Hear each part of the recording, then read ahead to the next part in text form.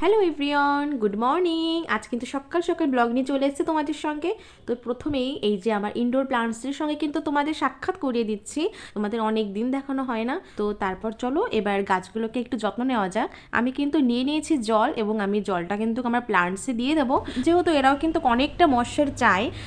যেহেতু indoor plants, এদের কিন্তু রোজই আমি জল দিয়ে থাকি। অবশ্যই সেটা আমার মনের ওপরে সম্পূর্ণ নির্ভর করে, কারণ আমার অনেক কিছুই মনে থাকে না।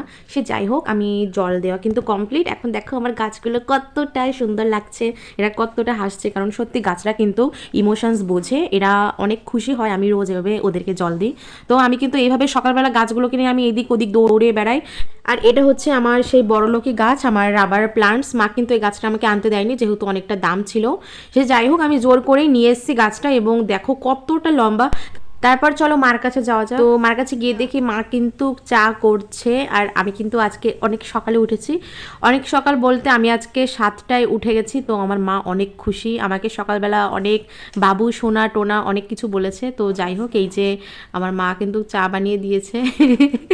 তো আমরা সবাই কিন্তু চা খাচ্ছিলাম। আর আমার মা সত্যি বলতে লাল চা আমি খাই না যদিও বা, কিন্তু আমার মা লাল চাটা সত্যি খুবই সুন্দর বানায়। আমার খুব ভালো লাগে মার হাতের লাল চাটাই, শুধু আমার খুব ভালো লাগে। ওর মা খুবই টেস্টি করে লাল চা বানায়, এই জন্যে মা লাল চা বানালে কিন্তু আমি খাই। তো এই যে আরেকজন এসে হাজির হয়ে গেছে, আমার ভাই। তারপর আমার ভাই, আমার মা এবং আমরা তিনজনে মিলে কিন্তু চা খাচ্ছিলাম। ও ভিডিওতে একদম আসতে চায় না, তাও জোর করে করে নিই, পরে মারও খাই। তারপর আমি কিন্তু আজ রান্না করেছিলাম, এবং এটা শুধু আমার জন্য করছিলাম। এটা হচ্ছে ওটস পোলাও রেসিপি। এটা আজকে ফার্স্ট টাইম ট্রাই করেছি, তো আমার কাছে মোটামুটি ভালোই লেগেছে। তো তোমরা কেউ যদি রেসিপিটা জানতে চাও, তাহলে আমাকে অবশ্যই কিন্তু কমেন্টসে বলো, কারণ আমি নেক্সট টাইম যখন করব তখন অবশ্যই আমি কিন্তু আপডেট দেবো তোমাদের। তারপর আমি কিন্তু রেডি হয়ে গিয়েছিলাম।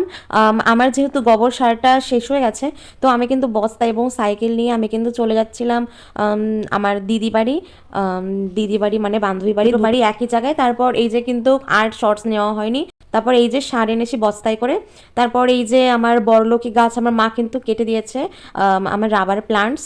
তো রাবার প্লান্টসকে 4 টুকরো করেছে। আর এই যে যে বক্সটা দেখছো, এটাকে কিন্তু আমি একটা পান্ডা লুক দেওয়ার চেষ্টা করব, আর যেটা খুবই কিউট হবে। তোমরা দেখতে থাকো, আর আমি কিন্তু পরে এটার আলাদা করে ভিডিও আপলোডও করব তোমাদের সঙ্গে।